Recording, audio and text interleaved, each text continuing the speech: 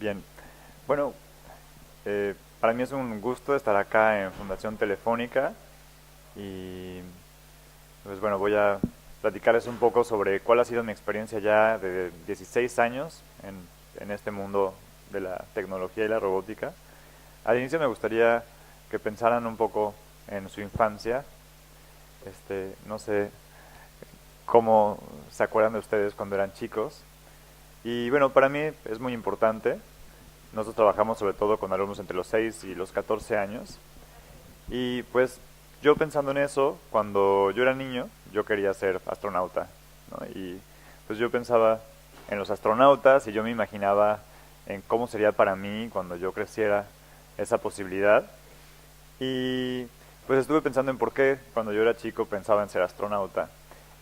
Y dándole vueltas, pensé en que pues ser astronauta es ser este hombre como muy poderoso que puede agarrar un clip a media estación espacial internacional y hacer cualquier tipo de máquina o cualquier tipo de hallazgo.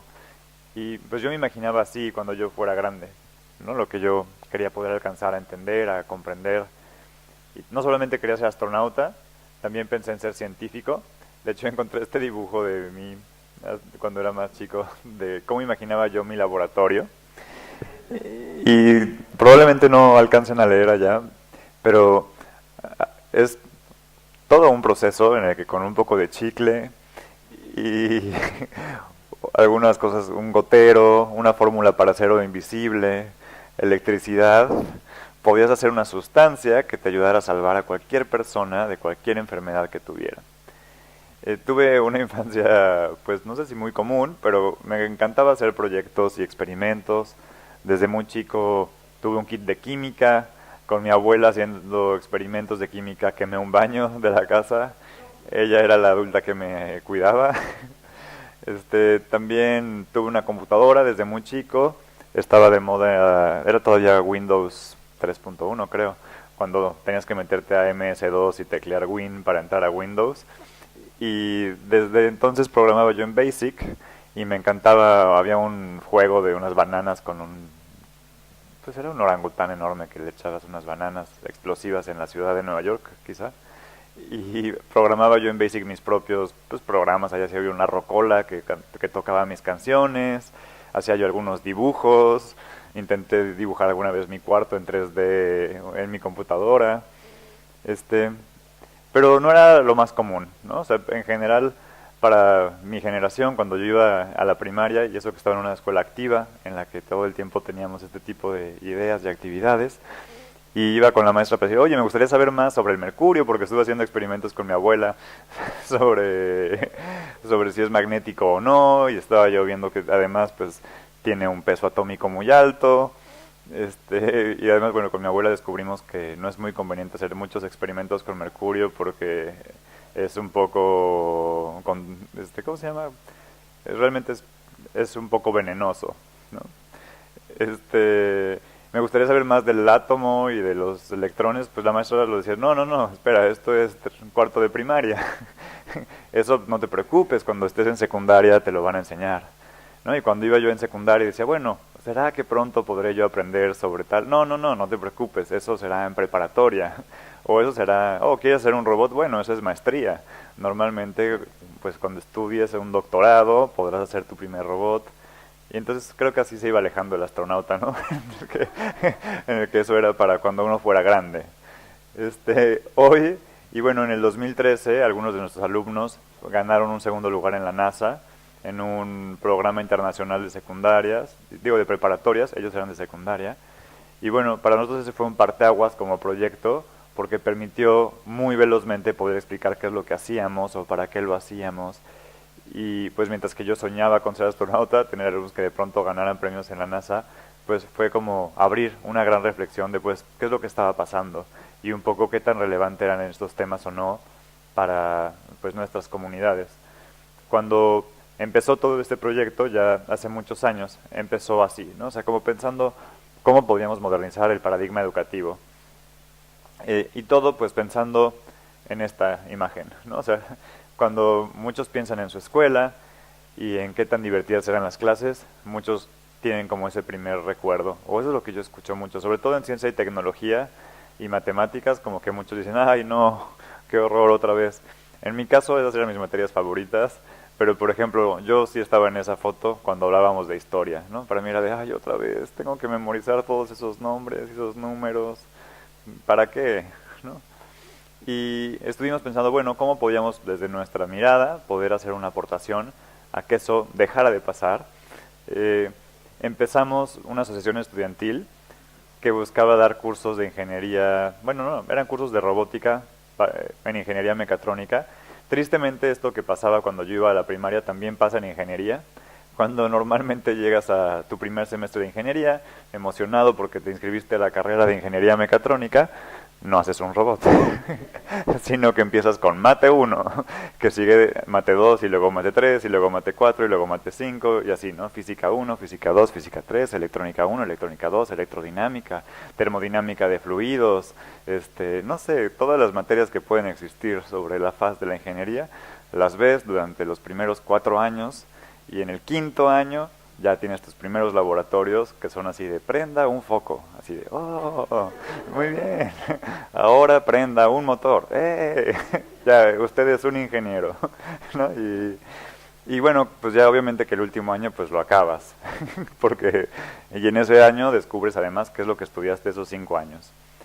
Y pues empezamos a dar estos talleres para hacer robótica a gente que no era ingeniera, que no éramos ingenieros. Entonces empezamos a hacer cursos que se pudieran desarrollar en un sábado y que en 4 horas pudiéramos dar un curso divertido, porque todo el mundo lo tomaba por gusto, y que no tuviera ningún requisito de matemáticas 1, física 2, programación 1, 3, 4.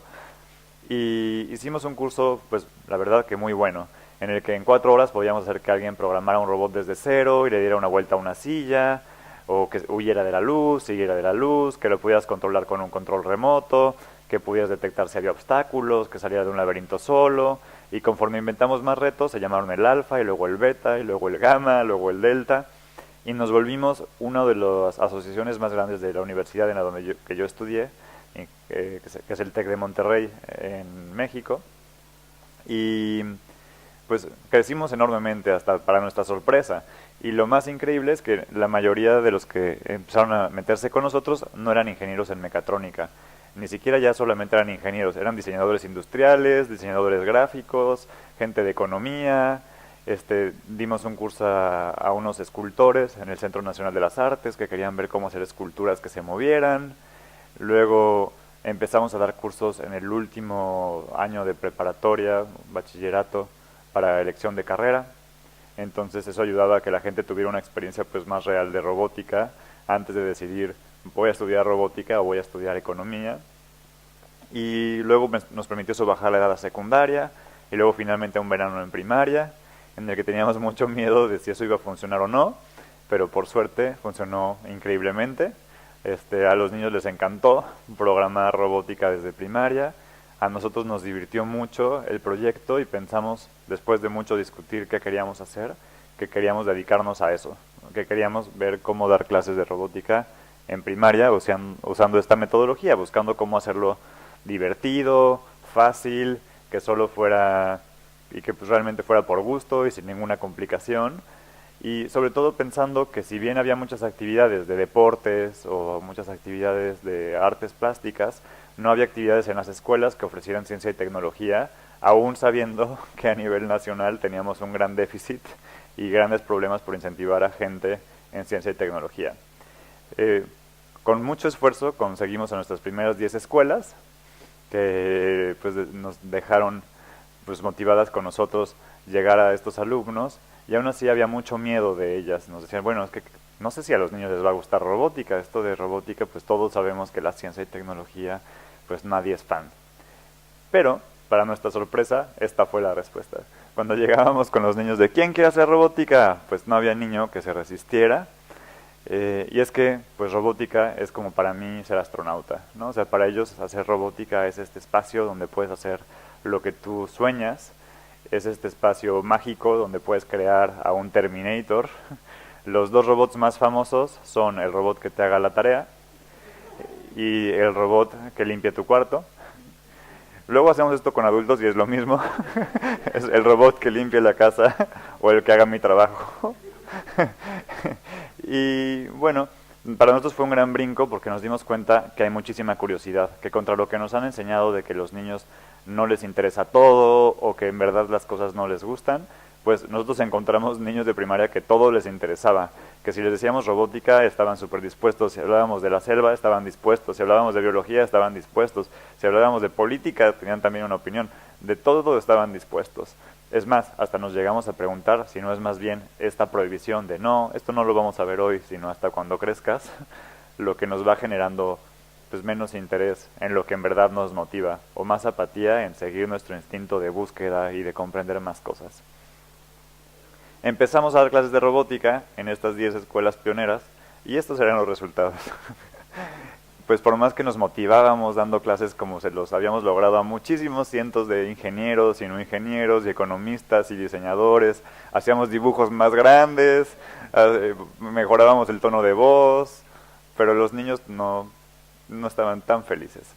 De hecho, pues competíamos contra básquetbol o fútbol o otras clases extracurriculares y pues eso era terrible porque obviamente que en 2 meses muchos ya habían decidido mejor irse a básquetbol con otros amigos.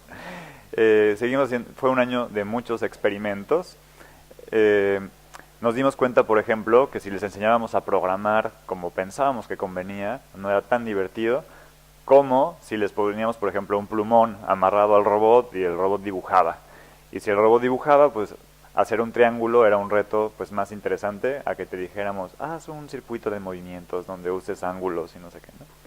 Pero luego nos dimos cuenta que si lo vinculábamos a un reto, por ejemplo, que tuviera que ver con algo que hubieran visto en la televisión, estaba muy de moda una serie que se llamaba Los Chicos del Barrio, eso les fascinaba. Entonces nuestro gran despertar, así nuestro gran éxito, fue una tarde que dijimos, ¿qué pasa si hacemos un reto de Shrek? Que acaba de salir la película de Shrek. Y logramos hacer que le den la vuelta al castillo de Fiona y que si le logran dar la vuelta al castillo, entonces salven a Fiona con Shrek. Y eso fue así, un éxito total. Los niños ni siquiera se habían dado cuenta que para eso estaban usando tiempos, movimientos, 90 grados y todo lo que les habíamos querido enseñar en el curso. Y luego nuestra pedagoga, que merece la verdad un premio, pues se fue así como 3 semanas a su casa a pensar, porque dijo, tengo que pensar bien qué voy a hacer ahora. Y programó un verano espectacular, que cambió pues la forma en la que hasta hoy entendemos cómo enseñar. Fue un verano en el que cada día programamos una experiencia especial para los niños. Por ejemplo, uno de los días cuando llegaban los alumnos, llegaban a la selva. Entonces el salón que teníamos en ese momento, y además éramos 5 personas en nuestra organización, pues en la mañana íbamos al parque más cercano, buscábamos todas las ramas que encontrábamos, las pegábamos en el techo del salón, poníamos música de la selva. Uno de mis socios era como fan de la música, entonces nos ponía así, no sé, la entrada de Jumanji y no sé cuánto, bailábamos con los niños la canción de la selva, luego bajábamos con ellos, que obviamente no eran niños, eran científicos, y bajábamos con ellos a buscar a los insectos que íbamos a revisar, los metían en la caja de Petri, los veían con el microscopio, con una lupa. Ese día salían con su primer robot insecto, ¿no? Al siguiente día, por ejemplo, era la sesión de superhéroes. Entonces, además de que ellos venían de superhéroes vestidos, pues teníamos retos en los que ellos tenían que programar al robot para vencer a los villanos de la ciudad en distintas formas y distintos retos. Había otro que era también de mis favoritos, que es el espacio. De hecho, rompimos completamente con lo que habíamos pensado. En vez de que trabajaran un pedagogo y un ingeniero, como normalmente lo habíamos hecho, en ese verano contratamos por 2 meses a un actor de teatro y a un ingeniero para que hicieran un guión, ¿no? Entonces había todo un guión de lo que tenían que hacer, que bueno, ya en la práctica pues la improvisación era lo que dominaba. Y pues bueno, entonces desde la entrada del módulo de espacio pues era sin gravedad y los niños tenían que hacer el esfuerzo de que no había gravedad y vencer a los marcianos en la pista de Marte. Este es de mis módulos favoritos, el módulo de piratas. Aquí los niños, además de que los transformábamos en piratas, tenían que programar al robot para varios retos importantes. Uno es el robot de la Isla Encantada, en la que tenían que lograr que su robot, sin tocar la isla, lograra cruzar su robot barco toda la isla. También tenían el mapa del tesoro, que tenían que lograr programar, y ganaban muchas monedas de chocolate, en la medida en la que iban sacando distintos retos. Entonces, de esta forma, fuimos construyendo el cómo construir experiencias que fueran realmente para los niños atractivas. Y para nosotros fue un parteaguas, estábamos al lado de un parque y del otro lado del parque se escuchaban los gritos de los niños de emoción, del reto, de lo que pasaba, que para nosotros fue pasar como del blanco al negro. Los papás tampoco lo creían, era así como no nos había pasado que nuestro hijo nos despertara a las 7 de la mañana porque quiere llegar temprano a clase, ¿no? O sea, años después nos pasa todavía que los que usan robótica a veces para castigar al niño si reprueba alguna materia o si no hace o si no limpia su cuarto. Si no limpia su cuarto no va a la clase de robótica. Entonces, bueno, aunque no está padre ser parte del castigo, está padre ser parte de lo que lo motiva. Y para nosotros fue un descubrimiento muy importante, y es que la educación tiene mucho más sentido cuando tiene una utilidad. Y cuando estás aprendiendo, porque gracias a tu conocimiento vas a lograr salvar a la Tierra de los marcianos, o vas a lograr resolver la pista del tesoro, o estás dispuesto a aprenderlo todo.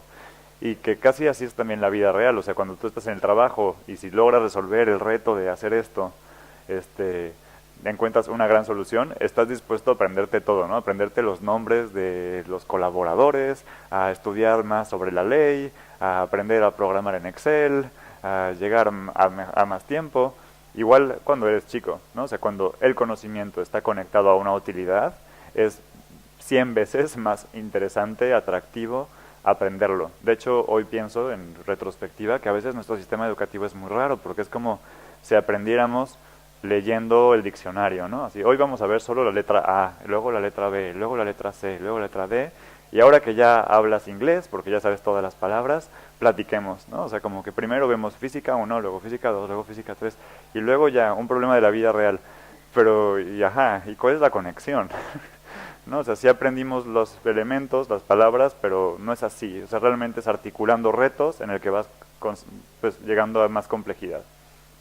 Como todos ustedes, probablemente, bueno, no todos ustedes quizá, pero tengo la impresión de que probablemente todos ustedes hayan sido post-Google, ¿no? ¿Hay alguien aquí que tenga menos de 19 años? No, todos son pre-Google. Bueno, pues como todos ustedes son antes de Google, y en consecuencia, Google fue hace 19 años, Facebook creo que fue hace 15 años, no, Wikipedia fue hace 15 años, Facebook fue hace 13 años con Gmail.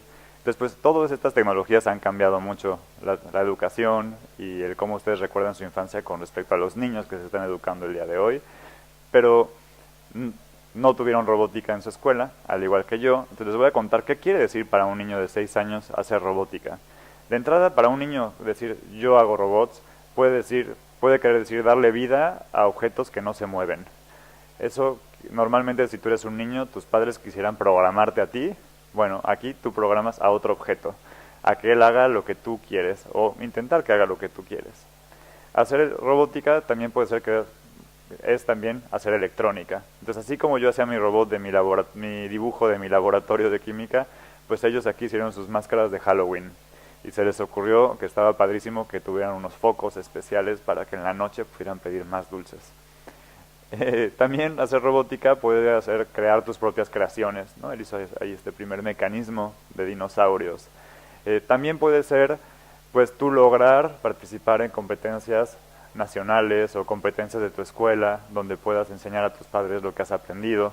Hacer robótica también es poder encontrar amigos que compartan pues esa emoción que tú sientes, ¿no? O sea, lo increíble que no es, inclusive en nuestros trabajos o en nuestra vida, encontrar a gente con la que conectamos, con la que sentimos una afinidad, pues eso también puede ser hacer robótica.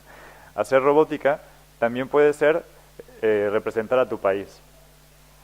Estos son los primeros alumnos de nuestra organización que representaron a México, primero en una competencia en Taiwán, y esta es una foto luego en San Luis, Missouri, en el Mundial de First Lego League. Y bueno, pues para ellos fue un parteaguas, ¿no? O sea, el poder decir, wow, yo puedo. Y para nosotros hacer robótica también, ese fue un gran descubrimiento, porque como ingenieros pensábamos que lo más importante de la robótica era la robótica, y que nada era más sofisticado, cool e interesante que poder hablar de corriente alterna, corriente directa, programas binarios, ceros y unos. Pues descubrimos que lo más importante en verdad es el desarrollo emocional. Corrimos un estudio, hicimos un focus group en el que entrevistamos a niños, a padres de familia. Yo en verdad lo que quería saber era, bueno, ¿cómo le hago para que la gente se interese más en robótica. Yo quería saber si me convenía poner un robot más grande en la portada, o qué robot, si ponía palabras más sofisticadas o menos sofisticadas. Y lo que nos dijo el estudio fue que más que robótica, lo que hacía más felices a nuestros alumnos era el desarrollo emocional. Porque este Yo Hago Robot les iba enseñando día a día que ellos podían. Yo puedo. Porque hoy pude hacer un circuito electrónico, porque hoy pude hacer mi primera programación, porque hoy vencí a los marcianos, porque hoy armé mi primer dinosaurio, porque yo puedo hacer esto cuando yo crezca, porque yo puedo representar a mi país, porque mis papás pueden estar orgullosos de mí. Y entonces, de pronto, nos dimos cuenta que éramos más bien una herramienta de empoderamiento y que podíamos generar que los niños aumentaran su autoestima. Y más fue mi emoción cuando, platicando con otros amigos, así también medio bohemios, que estaban trabajando con comunidades indígenas, por ejemplo, en grupos de empoderamiento para artesanos, o también con mujeres emprendedoras, descubrimos que nuestro curso en común era empoderamiento y que toda transformación partía de decirle al individuo que él puede. Y pues eventualmente, esto fue en diciembre de 2013, ganamos el segundo lugar de la NASA. Ese segundo lugar de la NASA pues implicó muchísimas entrevistas antes de ir a la NASA y luego después de la NASA. Yo creo que nadie, ni nosotros mismos, pensábamos que eso podía pasar, que nuestros alumnos de secundaria ganaran el segundo lugar contra alumnos de preparatoria.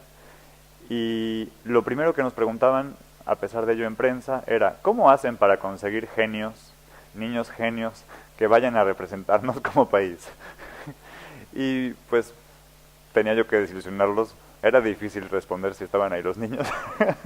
Es decir, pues no son genios, son niños normales, ellos también reprueban materias, unos odiaban la historia, otros las matemáticas, unos venían de familias más unidas, otros de familias menos unidas.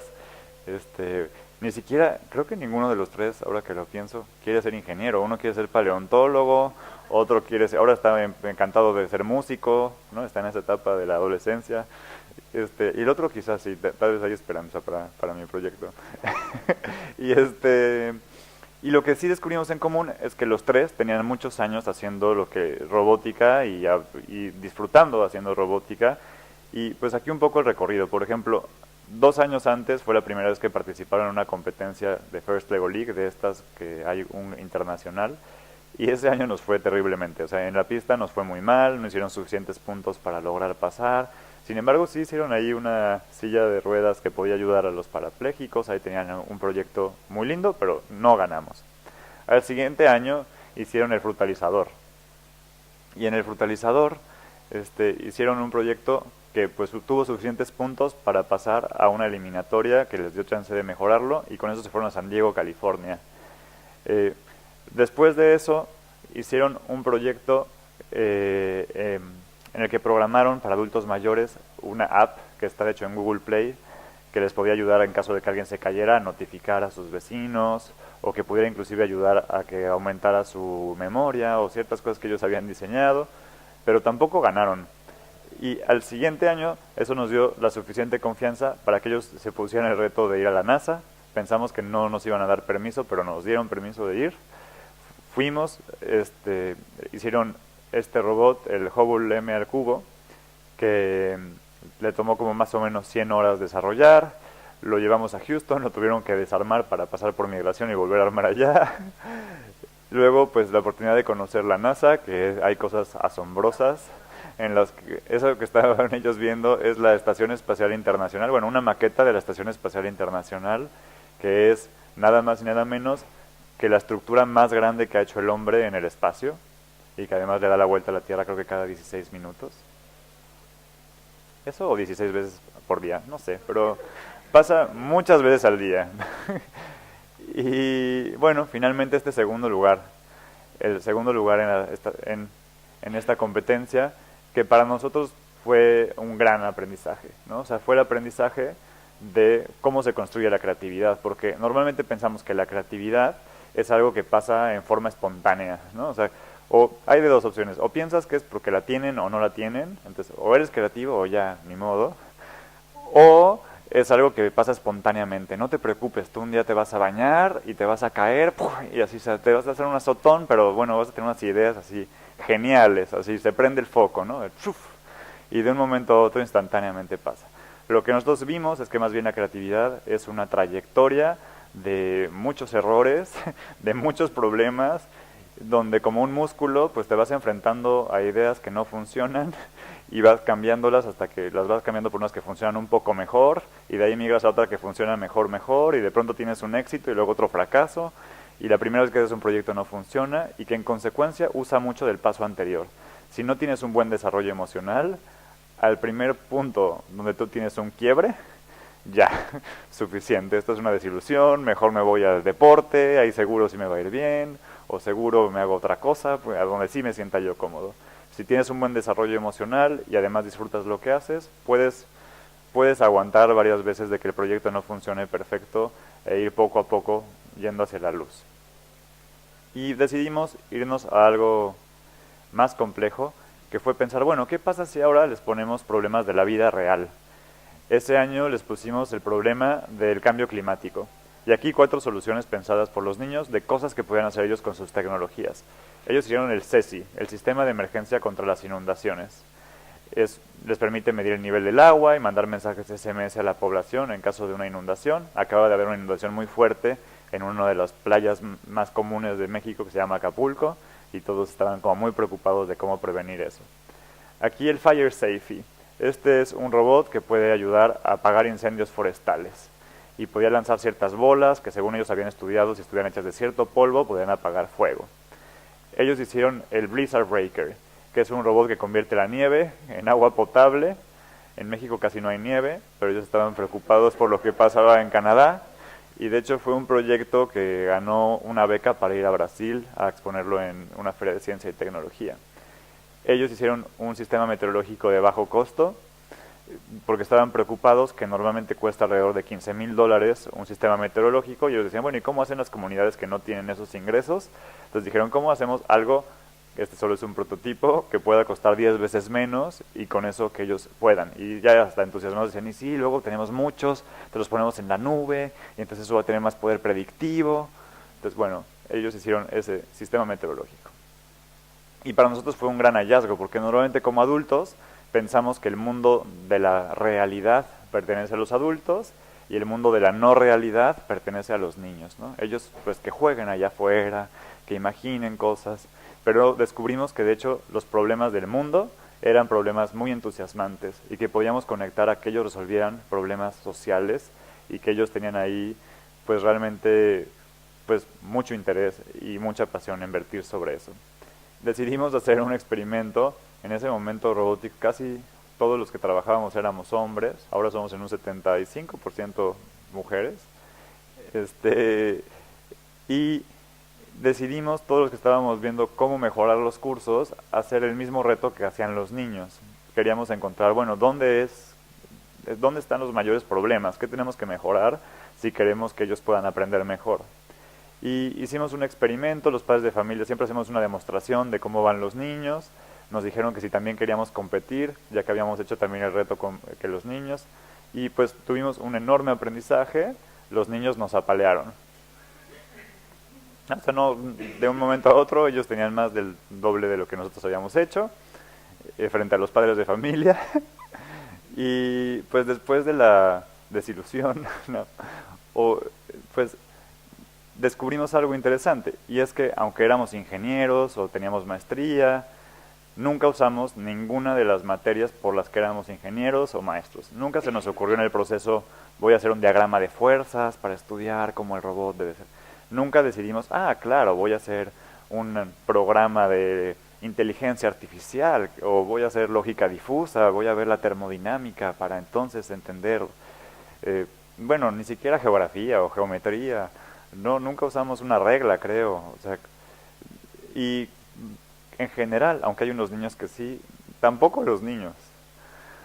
La verdadera diferencia estaba en cómo nos acercábamos al problema, ¿no? O sea, mientras que nosotros nos acercábamos como adultos y casi que queríamos tomar café alrededor de la pista, encontrando la única solución y discutiendo por dónde empezar el problema, pues los niños llegaban a la clase y empezaban a agarrar piezas, a programar, a echar al robot, no funcionaba, lo cambiaban, ponían otro, lo programaban si la clase duraba 1 hora y media, pues igual les alcanzaba para 30 tiradas, lo mejoraban, cambiaban, iban avanzando, y nosotros apenas así casi que después de 1 hora y media definíamos el título, ¿no? Así de, sí, se va a llamar Robot Veloz, ¿no? Así, y los equipos van a ser estos, ¿no?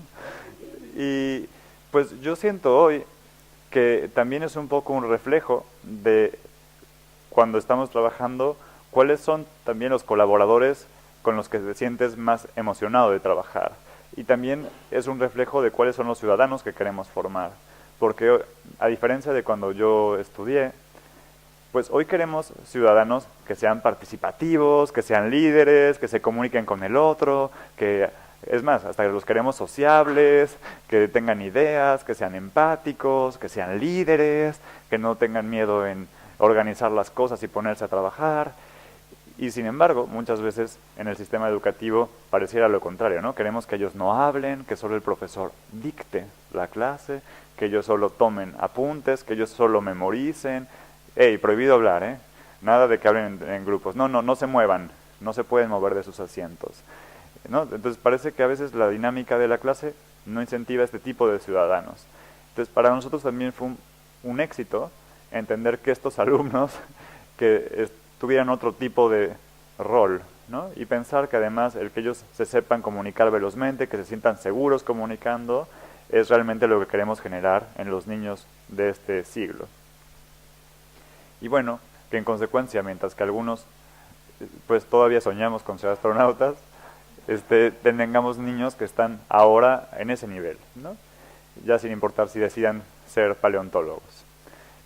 Y ellos ganaron el segundo lugar en el 2013, estos alumnos ganaron el primer lugar en el 2014 en esa competencia, luego decidimos abrirnos a más competencias, estos alumnos quedaron entre los primeros 25 lugares en Qatar en noviembre del 2015, estos en noviembre de 2016 se fueron a India y quedaron en el quinto lugar a nivel internacional.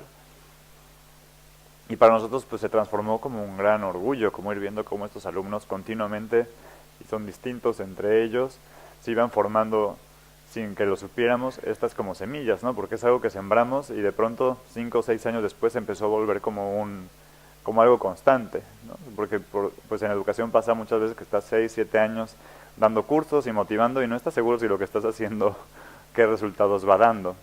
Entonces pues eso fue algo súper de nuestro programa. Y pues nos hizo darnos cuenta que podemos confiar en que empoderando a los niños podemos generar un cambio mucho más fuerte. Les quiero platicar también ahora de qué estamos viendo que está pasando en la tecnología, un poco a partir de estos alumnos que ganaron varios premios y de los proyectos que tuvimos. Yo fui seleccionado para participar en Singularity University, que es un espacio de tecnologías exponenciales para impacto social, que creo que de hecho tiene mucha presencia acá en Argentina. Y pues les quiero contar un poco lo que se discute por allá, igual ya muchos ya lo han escuchado, pero se habla mucho de las tecnologías exponenciales. Y pues yo las descubrí medio casualmente en uno de estos recorridos con los niños en la NASA, cuando vi esta computadora, que es con la que fuimos a la Luna, una de las computadoras con las que fuimos a la Luna, y me pareció chistoso que tenían 4 megabytes en RAM, ¿no? Yo decía, ¿cómo 4 megabytes en RAM? Y le tomé la foto con un celular de 8 megapíxeles. Entonces yo dije, ¿cómo el celular? O sea, ¿cómo puede ser que esta foto tiene más memoria que con lo que fuimos a la Luna? ¿Qué pasó en este espacio? O sea, ¿cómo puede ser que de pronto, y no es tan ilógico, estos saltos pasen? Yo me acuerdo cuando estudié secundaria que toda mi secundaria cupo en un disquete de 1.4 megabytes. Y ahí, se los juro, tenía todas las tareas de civismo. Y tenía tarea todos los días. O sea, tenía todas las tareas de geografía. Y esas tenían fotos, porque tenía que enseñar las fotos de los planetas y las fotos de no sé qué. Yo no sé cuánto pesaban en esa época las fotos, porque hoy tú te metes a Google Images y conseguir una foto que pese menos de medio mega, ya es medio difícil, ¿no? Seguro que si ustedes se van de vacaciones, no les alcanza con 1 giga si graban video o si deciden. Y además nuestro consumo digital va en aumento, porque si antes éramos felices con un video YouTube normal, ahora lo quieres en HD, y entonces los formatos van ampliándose. Bueno, de otro modo, esto es posible por la tecnología exponencial. Está el mundo lineal, que es el que nos enseñan en primaria, en el que pues enseñamos a contar 1, 2, 3, 4, 5 hasta el 21. Y está el mundo exponencial. Esto ya ustedes lo saben porque cuando compran tecnología lo han visto. En la tecnología se va, por ejemplo, duplicando la capacidad. Y un buen hombre, de nombre Moore, la ley de Moore, descubrió que los transistores se duplican cada año. Eso creo que fue en los años 40. Y desde entonces pues no ha fallado, ¿no? Y cada año se duplica la capacidad computacional. De tal forma que tú puedes estar tranquilo en tu casa, no tienes que hacer mucho, y sabes que si hoy la computadora máxima tiene 1 terabyte, al siguiente año la computadora máxima va a tener 2 terabytes, y al siguiente año 4 terabytes, y al siguiente año 8 terabytes, y luego 16 terabytes. Se va duplicando. También hay tecnologías exponenciales que en vez de duplicarse se multiplican por 3 o se multiplican por algo, pero siempre se va multiplicando. Y aunque al principio eso parece pues, eso que me importa, pues por ejemplo, en el número 21, ¿saben o pueden imaginar a qué equivale en el mundo exponencial el número 21? Pues un numerote. 21 pasos lineales en el número exponencial son el 1.048.576.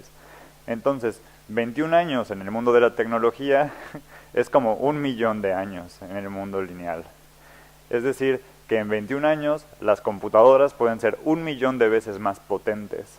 Eso explica un poco más esto de por qué ustedes toman una foto a la computadora más potente de la humanidad con la que fuimos al espacio, que tenía el presupuesto más caro y tiene 4 megabytes en RAM. No es porque fueran pobres y no tuvieran dinero o porque no le quisieran poner más. Es porque eso es lo que podíamos como humanidad en ese momento. Entonces quizá ustedes hoy tienen un celular que tiene más memoria que quizás hace 10 años, contando todas las computadoras, no habríamos logrado tener ese celular juntos. Entonces, las herramientas tecnológicas que estamos desarrollando en 21 años pueden ser 1.000.000 de veces más potentes que lo que son hoy. Y bueno, ¿en qué ejes se mueve esa dimensión? En muchos. No solo es más memoria RAM, también es más velocidad. También, al ser más veloz, quiere decir, o sea, puedes hacer más operaciones matemáticas por segundo, pero también es más ecológicas. Pueden usar menos energía, porque se pueden hacer a la vez más chicas. A la vez se puede producir más barato, con lo que también todo lo que se mueve en la tecnología exponencial se vuelve más barato, en teoría, cada año a la mitad, pero depende del tipo de tecnología y luego no necesariamente ese es el precio, sino solo es el costo. Y tiene también que ver con dos grandes fuerzas, el mundo local y el mundo global. En el mundo lineal, en el que estábamos acostumbrados por los últimos 5.000 años, pues lo importante era pensar qué estaba pasando en la localidad, ¿no? ¿Qué está pasando en Buenos Aires? ¿Qué es lo que requiere el mercado de Buenos Aires? ¿Qué es lo que requiere el mercado de la Ciudad de México? En el mundo exponencial estamos pensando, bueno, ¿qué es lo que requiere el mundo? ¿No? Esos 7.000.000.000 de humanos, ¿qué requieren? Y si ustedes hoy suben un video de YouTube, pueden de entrada tener acceso a los 3.000.000.000 de humanos que usan Internet. Y de hecho, en los siguientes 3 años se espera que ese número brinque de 3.000.000.000 a 5.000.000.000 las personas que usan Internet.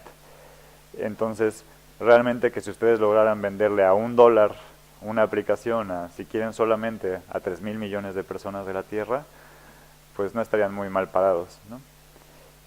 Entonces, ahora pensamos en el mundo global. Aquí hay algunas tecnologías exponenciales que a mí me gustan y de las cuales que les voy a hablar un poco. Una es la biotecnología, que en general se ha explorado poco, aunque me dicen que acá en Argentina son de los más avanzados en toda Latinoamérica de biotecnología. Este fue un experimento que hicieron en China hace unos años, en el que decidieron combinar un gato con una planta que brilla en la oscuridad, y tuvieron gatos fosforescentes. Y bueno, fue un experimento muy polémico, porque además se puede hacer con materiales pues, de un laboratorio más informal, que podrían costar como unos $15.000, $20.000, lo que lo pone casi que al acceso de cualquiera de ustedes de replicar, de nosotros, y en consecuencia pues nos preocupa a muchos el pensar, bueno, ¿cómo estamos educándonos con esta capacidad tecnológica que va a aumentar 1.000.000 de veces en los siguientes 21 años? de tal suerte que esto sea productivo, ¿no? Y que no sea catastrófico. Un ejemplo de cómo cambian también los costos es la lectura del código genético. La primera vez que se hizo, hace como 13 años, nos costó a la humanidad, o a los que lo financiaron más bien, 3.000 millones de dólares. Eso costó la primera lectura del código genético de un humano, que es esta como macroenciclopedia británica en la que solo están las letras de A, D, T, C, G, G, C, T, T, A, de una sola persona. Hoy ustedes lo pueden hacer y pueden leer el código genético de un individuo por más o menos $800. Entonces, en 13 años también es al revés, ¿no? No sé cuántas veces, pero más de 1000 veces sí se redujo el costo, ¿no? En esos 13 años se reducen también esos costos. Y se espera que para fin de la década, por más o menos 10 centavos de dólar, ustedes puedan leer todo su código genético. Yo me leí el código genético usando 23andMe, que es un programa en el que tú escupes en una probeta, lo mandas por correo a sus laboratorios y luego te llega un email y te da tu código genético. Y no leen todo, leen como el 10% de tu código genético, pero es suficiente para muchas cosas. Y bueno, te dicen cosas muy interesantes. Por ejemplo, yo descubrí de entrada que soy blanco. Descubrí que en efecto, sí, mi apellido San Martín parece ser que sí está relacionado como por esta zona de acá. Descubrí también que algunos amigos muy cercanos de mi abuela, no sé bien cómo aparecían, hay unos ahí pues que no sabemos bien cómo llegaron a nuestro ADN, pero también aparecen en nuestro código genético. Descubrí que soy un 71% más neandertal de la población promedio. No sé si lo sabían, pero los neandertal, los homo sapiens y los australopithecus hacían muchas fiestas antes en África. Y bueno, en consecuencia todos tenemos un poco de neandertal, no me vean así. Y el 71, bueno, yo soy 71% más neandertal de los clientes promedio de 23andMe. Tengo 291 variantes de neandertal. Y bueno, descubrí otras cosas falsas. Es una tecnología que está evolucionando, no hay que esperar mucho de ella todavía. Piensa que yo podría llegar a ser calvo en algunos años. Creo que es una proyección a unos 10, 15 años. Yo creo que todavía me falta. Y bueno, descubrí que hay un 90% de probabilidad de que yo desarrolle mácula, que bueno, es un problema degenerativo del ojo en el que uno va perdiendo visión.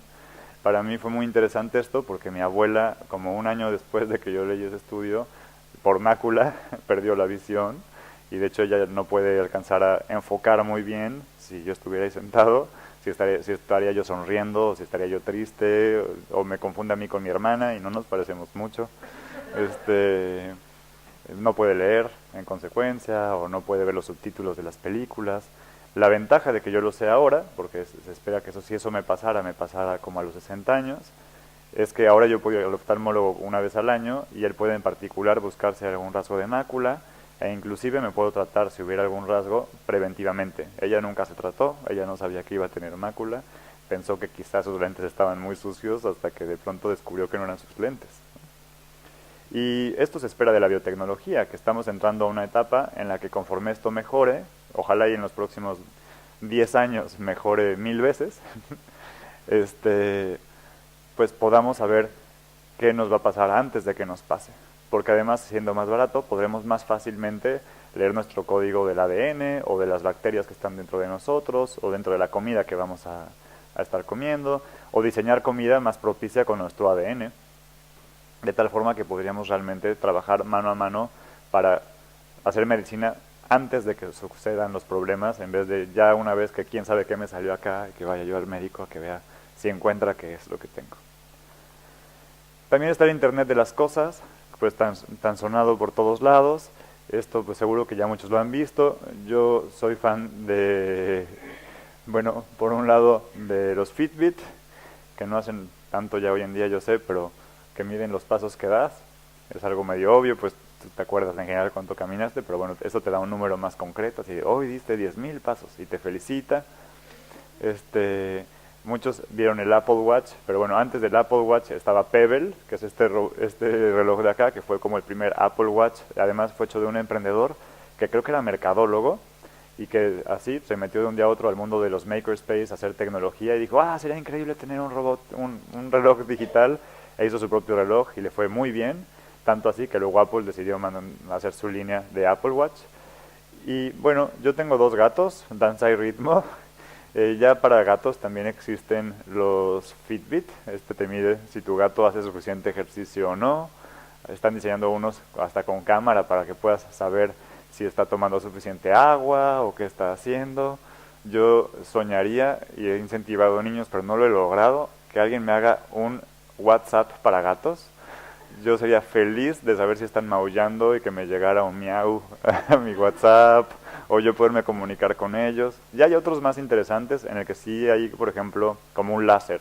Entonces tú puedes abrir una app en tu celular y mover el láser a tu gato y jugar con él a distancia para que persiga el láser. O para los perros también hay uno que lanza croquetas y hasta puedes tener como una videoconferencia con tu perro. Y si, no sé cómo funciona eso, y si contesta bien una pregunta, pues le puedes dar un premio. Hay muchas pantallas como esta que está acá, que lo mismo están para controlar la luz, el acceso de los vecinos, si alguien toca tu timbre.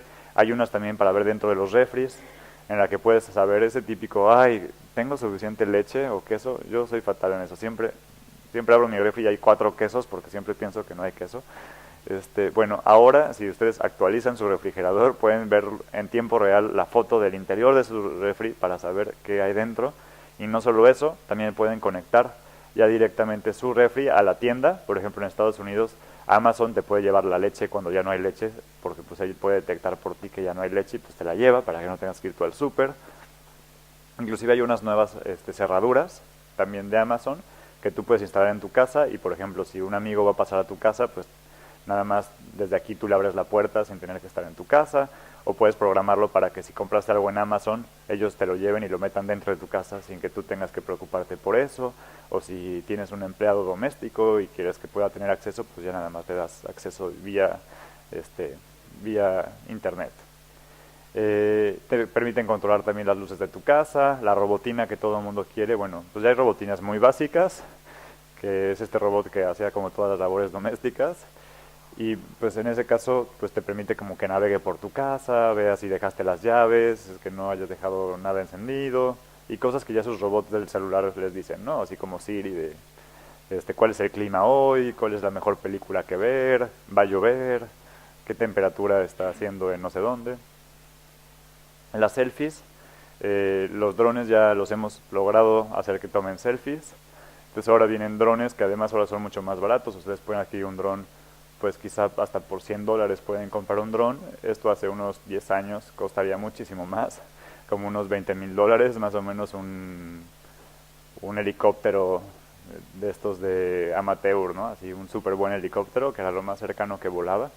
Pero bueno, gracias a las tecnologías exponenciales, que ahora tenemos microcontroladores más veloces y más baratos que pueden hacer operaciones más velozmente, podemos lograr que un objeto no se caiga y controlar perfectamente todos sus ejes de movimiento. Este toma inclusive selfies y cada vez tenemos más cosas que se navegan solas, así como los drones. Tenemos a los self-driving car de Google, que seguramente todos ustedes ya conocen.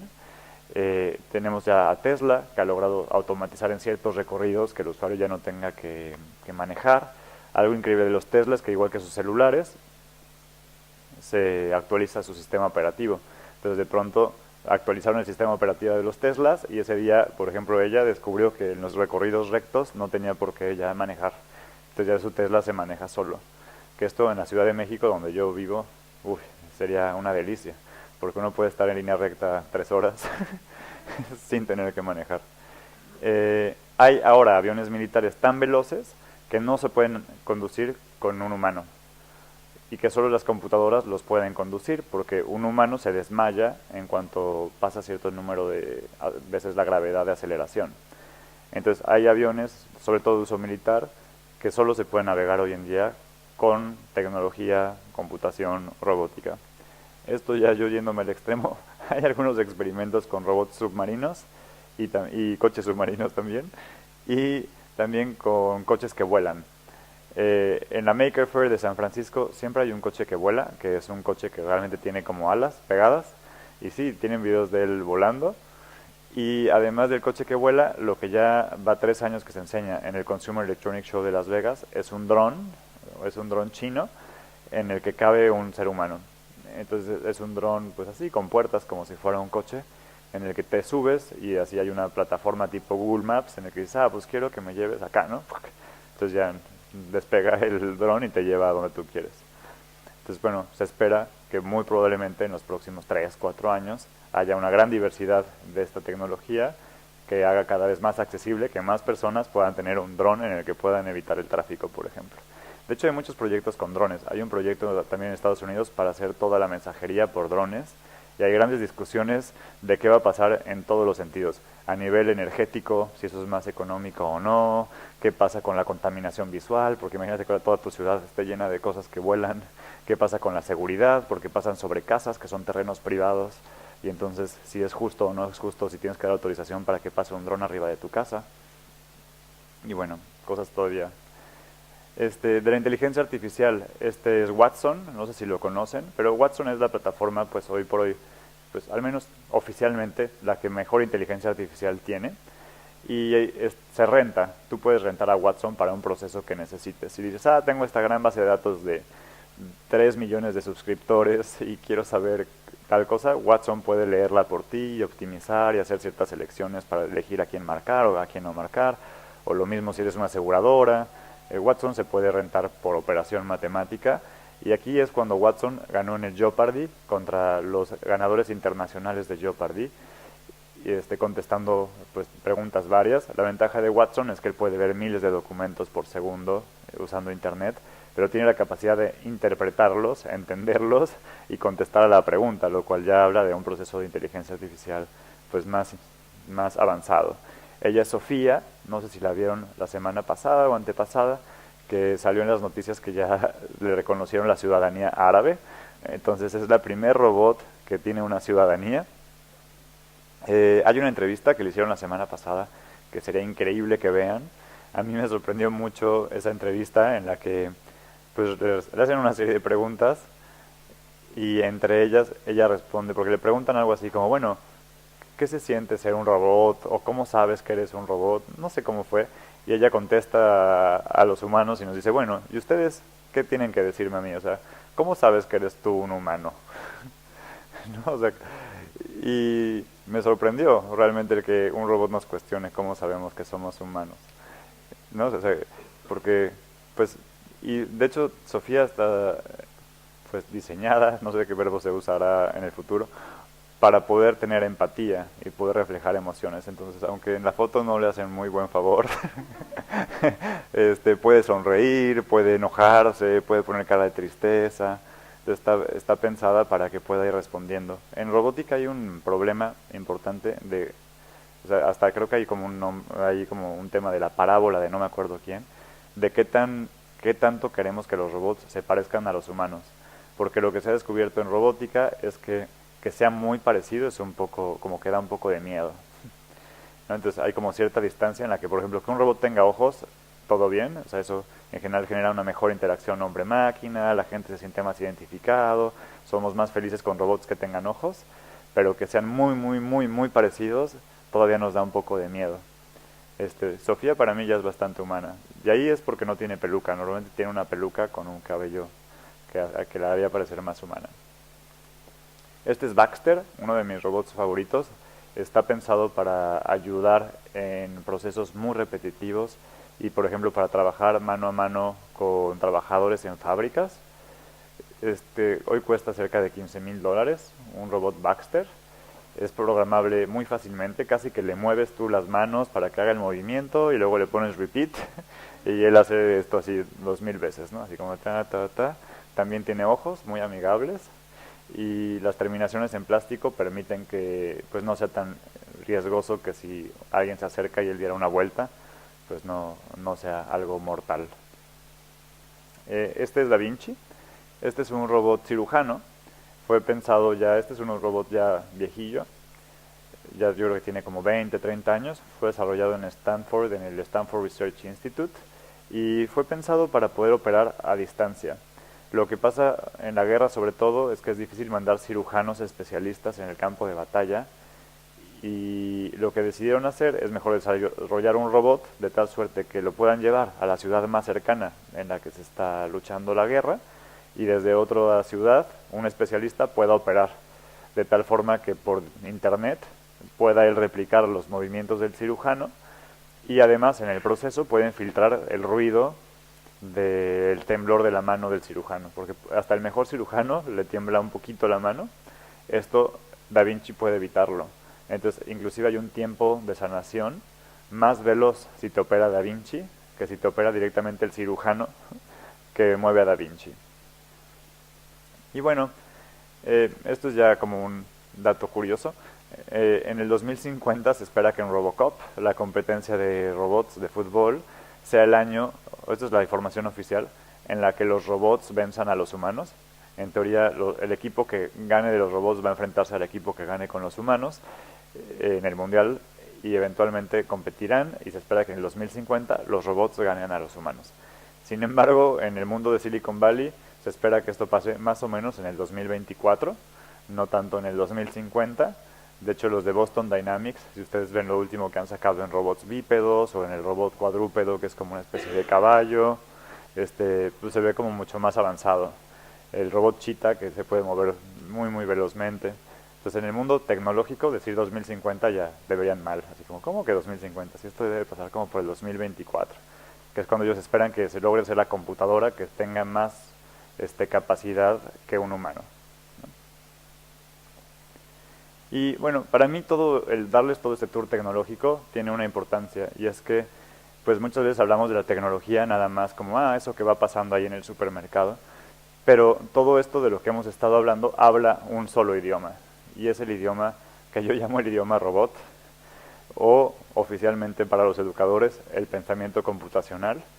El pensamiento computacional es esta capacidad de ver no solamente soluciones tecnológicas, porque a veces cuando hablamos de tecnología pensamos que te van a enseñar a usar el mouse, que te van a enseñar a usar qué es un motor, que sí, que esa es una parte importante, pero lo que nos interesa en el pensamiento computacional es cómo resuelvo los problemas a través de la tecnología. Y todo esto que hemos visto, el cómo hacemos biotecnología más rápido, cómo hacemos para leer el ADN, cómo le hacemos para poder saber que alguien se va a quedar calvo antes de que eso pase, cómo, bueno, en mi caso no fue tan bueno, cómo programamos un coche que se maneje solo.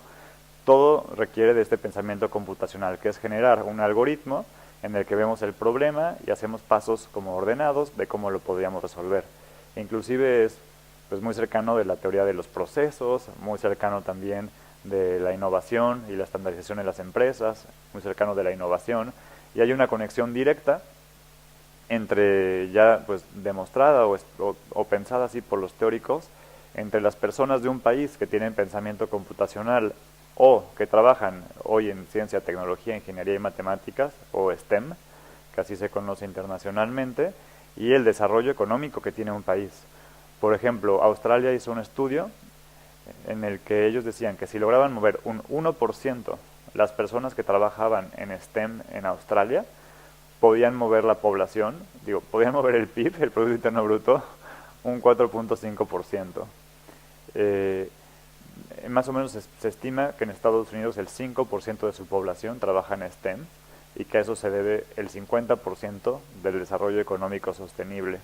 Entonces empieza a haber como una idea de que está muy correlacionado cuántas personas están pensando en cómo innovar con estas tecnologías y cómo pueden programar y qué pueden hacer con la capacidad que tienes de innovar. Y la diferencia entre nada más comprar tecnología a poderla plantear, desarrollar, cuestionar. Yo estimo, en forma informal, que esta es una gran oportunidad para todos nuestros países, porque como es algo, entre comillas, nuevo, la mayoría del mundo no habla robot.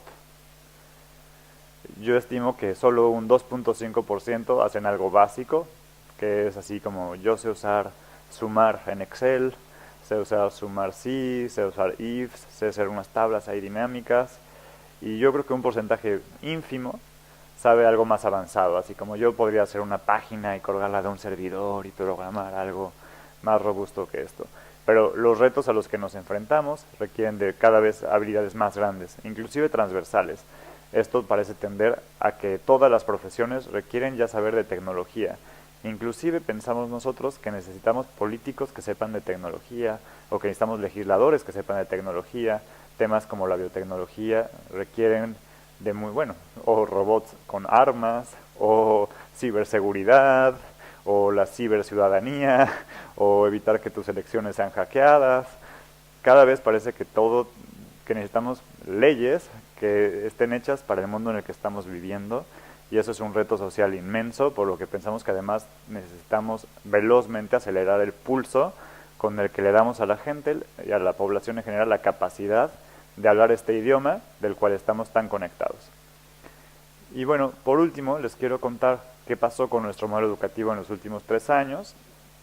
Regresando de ese viaje Silicon Valleyesco, pues fue un poco el pensar qué hacíamos, ante sobre todo el problema de que teníamos 5,000 alumnos por año, pero pues pensábamos que el problema o la oportunidad de poder llevar a más personas este conocimiento era mucho más amplia. En México hay 120 millones de habitantes, más o menos 20 millones de niños, entonces nos preocupaba que con 5,000 niños al año, pues sí, estábamos avanzando, pero no con suficiente velocidad. Entonces decidimos hacer varias cosas. De entrada nos unimos a un programa de gobierno que estaban por lanzar, que se llama Puntos México Conectado, en el que hay ciertos centros de inclusión digital en el que sugerimos se metiera robótica. Ellos tenían pensado nada más dar computación en inglés y emprendimiento. Funcionó increíble, se volvió la segunda clase más importante de todo el proyecto, la primera para niños. Eso hizo que aumentaran el presupuesto de ese proyecto y de ese programa, que también aumentaran sus resultados, con lo que ahora hay doble profesor de robótica por cada uno de estos puntos. Esto nos permitió también ampliar muchos programas que ya teníamos, porque tenemos como todo un ecosistema alrededor de que el alumno pues viva una experiencia entusiasmante. Hicimos el Robotics Fair, que es una feria de robótica para niños, que hoy por hoy pensamos es la más grande competencia nacional en Latinoamérica. El año pasado tuvo 37,000 competidores, tuvo más o menos 500 réplicas, o sea, 500 en escuelas, más 32 en los 32 estados de la República, como nuestras provincias, y luego un nacional. Tuvimos un viaje a Silicon Valley, que pues nos inventamos en 2015 un poco a raíz de que yo vi todo lo que se podía aprender en campo. Entonces en esa semana llevamos a los niños a Google, a Stanford, a Facebook, a Cisco, a YouTube, a que ellos pues entiendan qué está pasando en ese espacio y que ellos empiecen a soñar con qué podrían hacer ellos cuando crezcan, desde que son niños, o hasta qué podrían hacer ese año, ¿no? Ni siquiera tendría que ser cuando les salga barba. Hicimos también una competencia de emprendimiento para todas las edades, que se llama Ideas Hechas en México, en la que también buscamos cómo desde chicos empiecen a hacer emprendimiento de impacto social con base tecnológica. Y teníamos también un Tech Camp, que ahí es donde empecé a conocer más profundamente a Fundación Telefónica. Lo lanzamos juntos en Perú.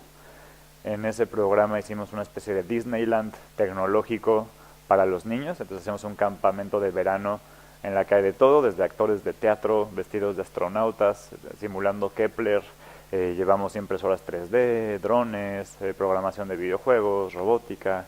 Tienen que resolver varios problemas de impacto social. Y bueno, decidimos dar un brinco más allá y fue decir, bueno, ¿cómo diseñamos algo en lo que podamos llevar nuestro programa inclusive a cualquier escuela?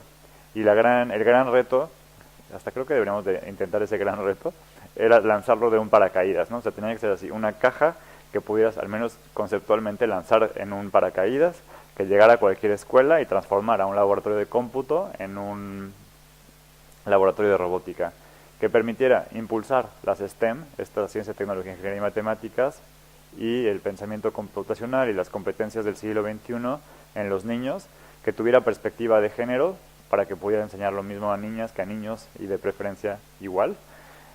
Hacerlo accesible, porque pues hoy en día la robótica era algo que solo algunas escuelas privadas podían sostener, pero no las escuelas públicas. Y luego pues pensar cómo educar al ciudadano que necesitábamos en los 3 aspectos.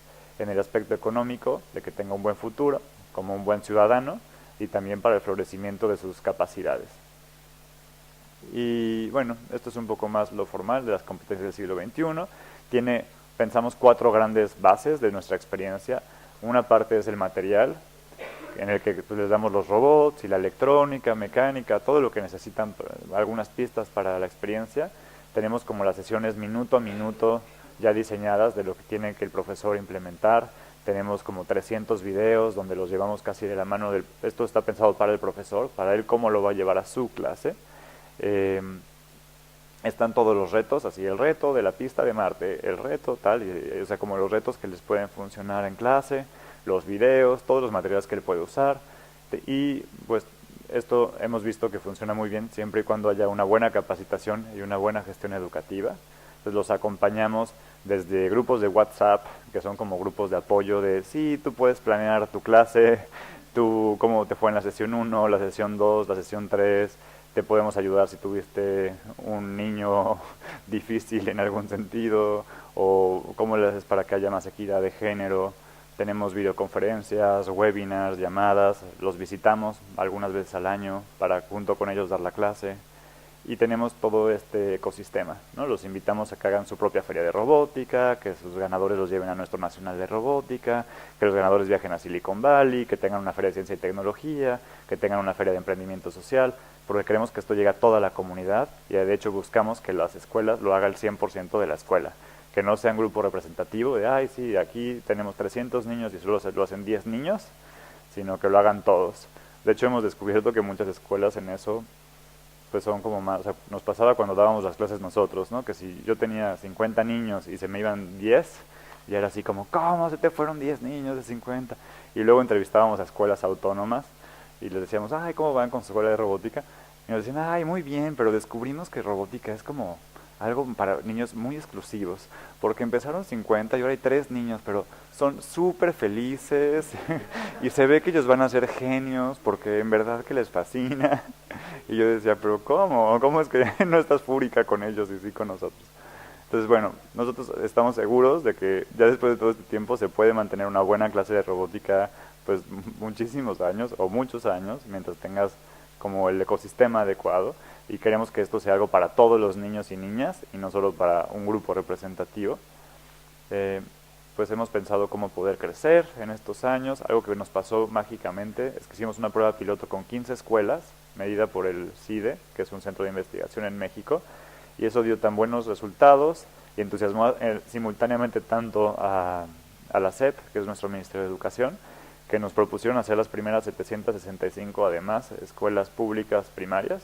Entonces tenemos hoy 780 escuelas públicas que están impartiendo ya robótica y que incluye primarias y centros de atención múltiple que atienden niños con discapacidad. Eso es algo que nosotros no habíamos imaginado en nuestra primera idea del paracaídas y que fue maravilloso. Yo tenía mucho miedo y todo nuestro equipo, porque eso incluía niños con discapacidad motriz, pero también con niños con debilidad visual, que decíamos, bueno, es que cómo va a enseñar robótica con niños de debilidad visual. Que ahí nos ayudaron mucho los profesores, porque esos especialistas se volvieron como los traductores de cómo nuestro método usarlo, y fue en verdad increíblemente motivador para todos nosotros verlos en la competencia nacional, y ahí vimos a los alumnos con discapacidad visual súper metidos, hacían puntuación perfecta igual que los demás niños. Y bueno, si les hablo que para nosotros descubrimos que robótica es sobre todo empoderamiento, lo que hemos descubierto es que el empoderamiento en grupos vulnerables es 100 veces mayor, ¿no? O sea, son grupos que decir un tú puedes, o sea, se me pone la piel chinita de en verdad decírselos, porque en verdad que lo pueden. Y bueno, este es un poco ese proceso, aquí capacitando a los profesores, enseñándoles nuestro modelo educativo, mandando muchas cajas de equipamiento. En primaria usamos Lego, generalmente en secundaria usamos Arduino. Estamos buscando las robots de primaria también de bajo costo que puedan elegir si no les alcanza para Lego, porque nos interesa que esto pueda llegar a cualquier espacio. Esto es de cuando empezamos a llegar a las secundarias también, estos letreritos, o sea, como que muchas escuelas hacían sus propios letreros de bienvenido Robotics o pronto Robotics en la secundaria 50. Ese es uno de los profesores, ese es el profesor de Suazilandia, de una primaria, enseñando ya robótica a sus alumnos. Esto es de la feria, nuestra primera feria de ciencias, que se llama Impacta tu Mundo, en la que los niños hacían sus propios proyectos. Hubo escuelas que toda la escuela hizo feria de ciencias, desde primero de primaria. Esto es del Robotics Fair, donde eligieron a sus representantes para ir al nacional. Este es el nacional.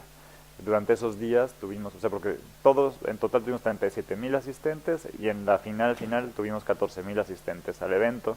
Pues tenemos también speakers internacionales, trajimos a Boston Dynamics este año, o a gente de la NASA, de distintos role models que nos parecen importantes para los niños. Estos son algunos de los niños nerviosos por cómo les iba a ir en la competencia. Este es el ganador, algunos de los ganadores del primer lugar. A los ganadores nos los llevamos a este viaje a Silicon Valley.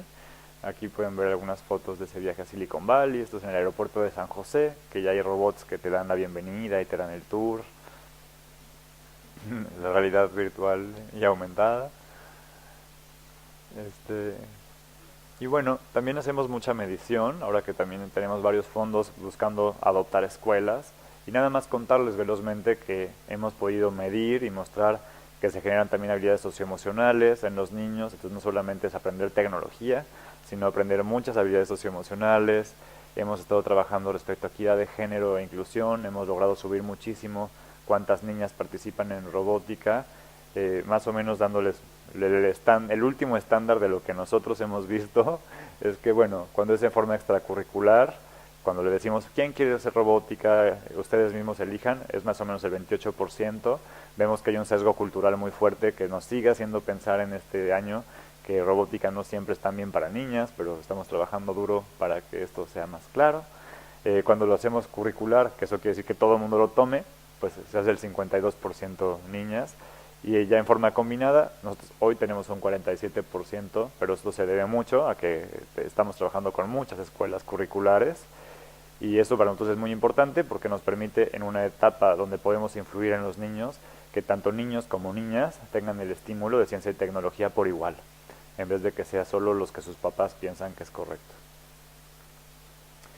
Y bueno, hemos estado estudiando las expectativas de los niños, las expectativas de los profesores.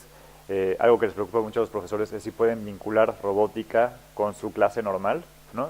¿Qué enseño? ¿Historia o robótica?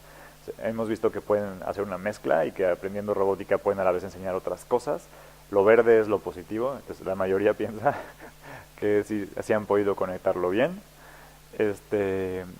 También ellos han aportado, o nuestro modelo educativo ha aportado cosas a los profesores, que eso es también una pregunta desde las autoridades, ¿no? Bueno, ¿y qué aprendieron los docentes en su práctica profesional al impartir robótica?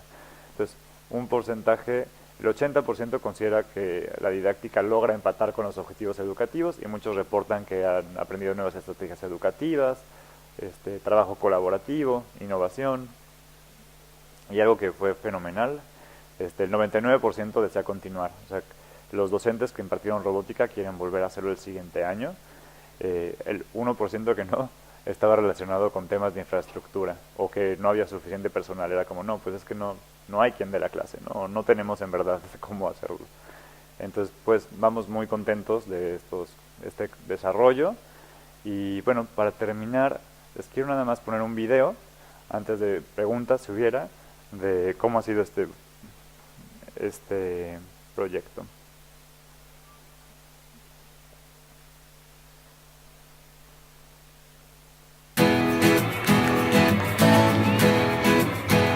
Este es el piloto.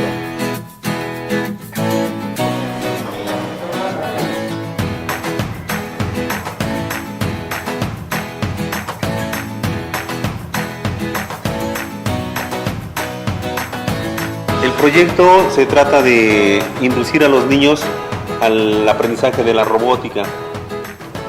Creo que el proyecto es bastante ambicioso y en términos generales, a futuro sería para México un paso gigantesco en cuestión de tecnología.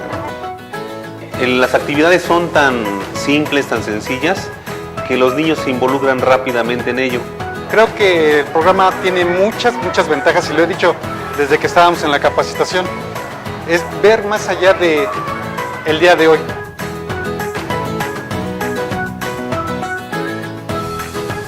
A mí me gusta mucho hacer estas cosas de robótica y electrónica, me gusta mucho esto. Pues me emociona porque veo el robot y no los veo diario yo, y que me enseñen eso tampoco. Es muy interesante esta clase y que nos puede ayudar para más adelante. Siento emoción al saber que voy a aprender cómo programar. A mí me gusta cómo prendemos un LED y eso, cómo se prende. Cuando sea grande me pensaría dedicar a construir robots que puedan ayudar a las personas que no puedan levantarse. Construir un robot y pues, no sé, poder mandarlo al espacio. Pues ahora sí que hay que aprovechar esta clase al máximo porque ahora sí que pues es una buena clase. Es que cuando yo iba en quinto no me daban robótica. Entonces ahora que ya estoy en sexto, que ya tengo robótica, se me hacen como más divertido venir a la escuela. Las clases de robotics me gustan porque me enseñan cosas de tecnología. Se siente un ambiente de mucha energía con los niños. De las experiencias que yo puedo tener es ver cómo se le cambia la cara a los chicos cuando han logrado, por ejemplo, hacer su circuito, hacer su programación. Ayudar a los niños a que tengan una visión más amplia de lo que comúnmente les enseñan como ciencia, ¿no? De repente me decía una mamá que ella no podía venir porque tiene un problema de salud, pero veía las formas en las que su hijo llegara al centro para recibir la capacitación que estaba recibiendo y para trabajar en el proyecto de robotics, ¿no? Para la escuela es un plus, ¿no? Ofrecemos un mejor servicio para los chicos, los papás están contentos, es algo que no se da en otras escuelas, entonces ha sido un plus para todos. Pues yo creo que es un programa muy bonito. Pues que estoy agradecido por compañías, por gente como ustedes que se han preocupado por venir a nuestros lugares. Pues me pareció genial porque a través de esto ellos se desenvolvieron un poquito más a pesar de su discapacidad que tienen. Sobre la SEP, que fue una genialidad. Bien.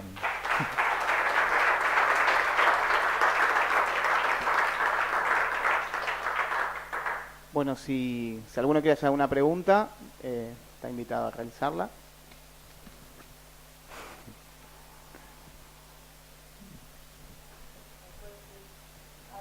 Es que hay streaming y nos dicen que eso ayuda a que los más... ¿Sí? Ah, ok. Ah, qué triste.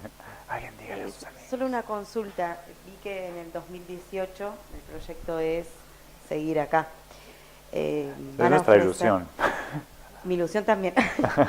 ¿Van a hacer capacitaciones? Mira, que la verdad en eso estamos todavía sin una respuesta clara. O sea, como que en nuestra visión fue, bueno, si ya tenemos esto y lo piloteamos en 780 escuelas sin morir, creemos que tenemos algo que puede construir también e impulsar a más comunidades. Entonces fue la idea, bueno, ¿cómo lo hacemos para empezar a ver las primeras semillas o los primeros puentes para ver si lo podemos acercar a otros países? Realmente ahí todavía no tenemos claro qué hacer. O sea, al día de hoy no tenemos nada, pero de hecho ahí están mis datos. Ese es mi Twitter, @piensaenrobot. Nuestra página es soyrobotics.com, mi correo es roberto@soyrobotics.com. Y yo encantado de entender cómo hacemos esos puentes. Todavía no tenemos algo claro. O sea, pensamos que tenemos como los contenidos, que tenemos los materiales, pensamos que se podría hacer algo conjunto y adaptarlo también a las necesidades de cada país. Hola, sí. Perdón. Nombrabas a la inserción extracurricular y curricular. Cuando te referís a curricular, ¿te referís a que está dentro de la clase, pero como una clase de robótica en sí, o una inserción curricular vinculada a otras disciplinas del nivel primario o secundario? Sí, igual es algo mexicano. O sea, cuando decíamos extracurricular me refiero por las tardes. O sea, en muchas escuelas, sobre todo privadas, bueno, y en otras también, o sea, como educación no formal. O sea, como en las tardes hay actividades. Entonces, en las tardes puedes tomar una clase de básquetbol o una clase de pintura, y también se hace dentro de las escuelas. Muchos papás dejan ahí a sus hijos más tiempo, ahí comen y tienen actividades. Entonces, así es como empezamos, como una actividad extra, ¿no? Luego nos empezó a suceder que algunas escuelas empezaban a usar robótica como una bandera de diferenciación contra otras escuelas. Entonces, así como les daban ahora hay en México escuelas que enseñan mandarín o que enseñan francés o que tienen equitación, dijeron, pues en nuestro colegio ahora todos los niños también enseñan robótica, aprenden robótica. Pero no era algo oficial curricular. Sí, todos los niños lo tenían en algún horario, pero no era oficial porque el Ministerio de Educación tiene una ley que dice, bueno, qué tienen que aprender los niños o no, y dentro de esa ley no estaba robótica. Sin embargo, México acaba de lanzar un nuevo modelo educativo que ya habla de robótica dentro del paraguas de los conocimientos relevantes que las escuelas podrán elegir tener a partir de septiembre de 2018.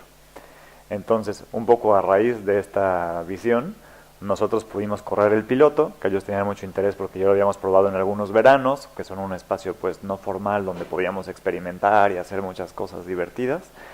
Decidieron emprender con nosotros en estas 15 escuelas piloto, que corrimos con Fundación Telefónica, por eso es que este video es de esas 15 escuelas piloto en México.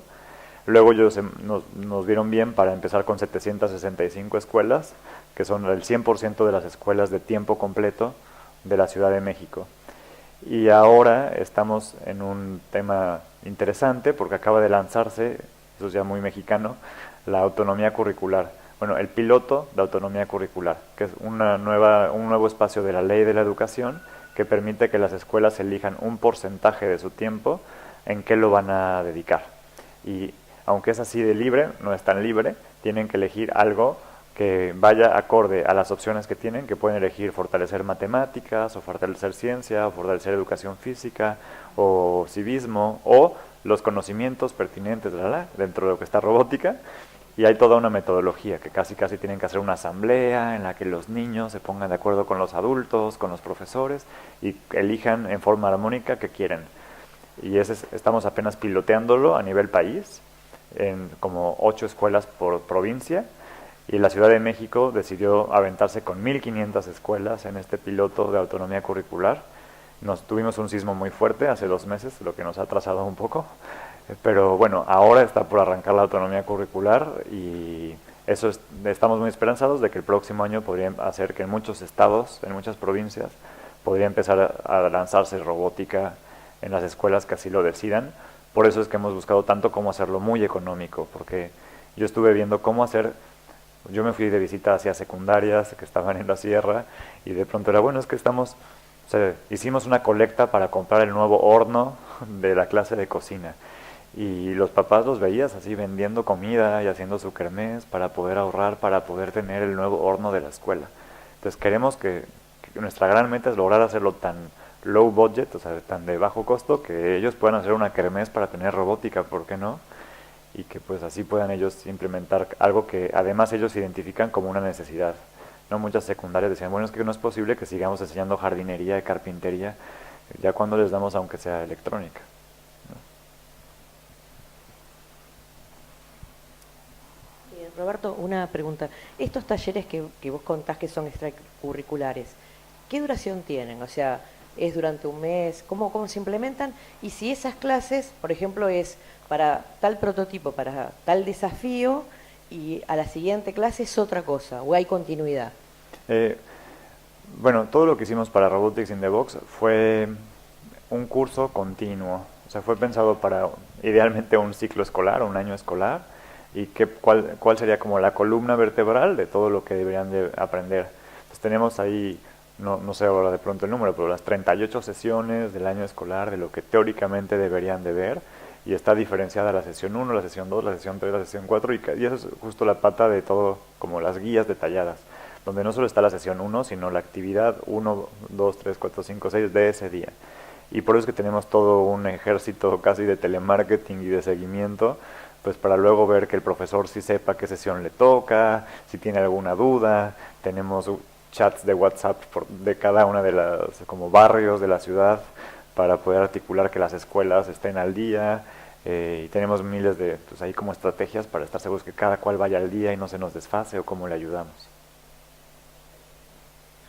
Hola, yo soy profe de robótica de un colegio de Gran Buenos Aires, San Miguel más precisamente, y uno de los problemas que tenemos desde que se implementó esto como docente es el tema de explicarle a los dueños, no solo del colegio de trabajo, sino también vengo de un secundario de roboligas, eventos de robótica, lo importante que es esta materia y que no es solamente una cuestión de marketing.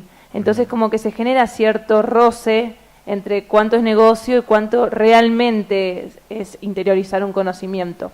Mi pregunta es, aparte de esto, o sea, tengo varias preguntas, pero ¿ustedes dan algún aporte, o cómo explicarlo, alguna ayuda a estos docentes que quieren implementarlo en el colegio, como más allá de esta charla que das, como un seguimiento para ir en contra de lo burocrático, por así decirlo, y acercarse a lo que realmente queremos que aprendan? Sí, es un tema, o sea, es una misión enorme, casi que es la misión, no de robótica, ¿no? De todas las secretarías de educación pública, el cómo lograr que eso tenga un efecto positivo y que no se pierda en una burocracia o que en verdad se pueda capacitar a las distintas capas. Imagino que puede ser parecido a lo que pasa en nuestro país. En nuestro país igual que en todos, es un reto enorme el cómo llevar educación a miles de escuelas, con docentes que llevan décadas de trayectoria, con distintas perspectivas de cómo es. En el caso de la Ciudad de México, creo que sería adecuado decir que somos un sistema educativo muy burocrático, en el que quizá yo trabajo con la directora de innovación de la Ciudad de México. Ella, de entrada, probablemente me pasaría lo mismo que tú dices, ¿no? Ella podría decir, ay, estos de robotics nada más quieren venir a vender. Nos ayuda mucho ahí las experiencias positivas, ¿no? El que ellos hayan podido ver estos tech camp, estos campamentos que hicimos de Disneyland con los niños, digamos, el que luego ellos hayan visto nuestro trabajo ya en las 15 escuelas piloto, el que haya una medición que hace una universidad externa, el que luego creciera esa necesidad a cómo lo llevamos a tantas secundarias como se pueda, y terminó de alguna forma extraña en muchas más primarias que en secundarias.